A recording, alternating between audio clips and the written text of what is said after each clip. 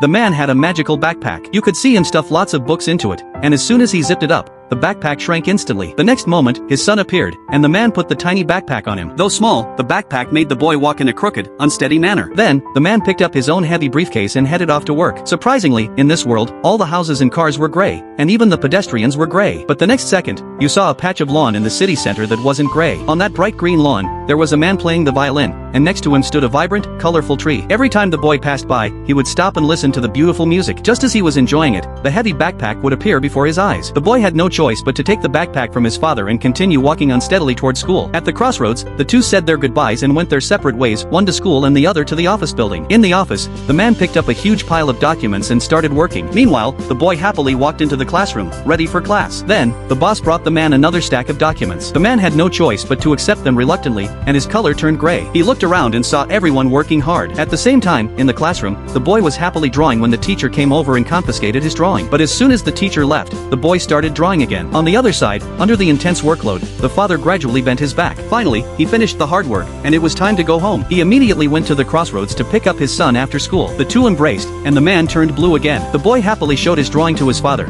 but it was clear that the father didn't like it. And so, every day afterward, the two repeated the same routine, listening to music on the way, drawing at school, and working at the office. The boy's interest in drawing was gradually worn away by the teacher's repeated rejections. One day, as the man was packing the school bag, he found that the boy had already spread his arms to receive it. The boy had become the good child in his father's eyes. He no longer drew in class but studied diligently. When they got home from school that day, instead of a hug, the boy handed his father a satisfactory report card and then walked away dejectedly. One day, as the man flipped through his son's workbook, he saw a drawing the boy had made a long time ago. He suddenly realized he might have been wrong. After work, he took his son to the big tree, only to find that the violinist was no longer there. The boy was very disappointed, but the man put down his briefcase and began to pretend to play music. Though there was no sound, in the boy's eyes, his father's performance was more wonderful than any concert. The father and son hugged warmly, and the man's color came back.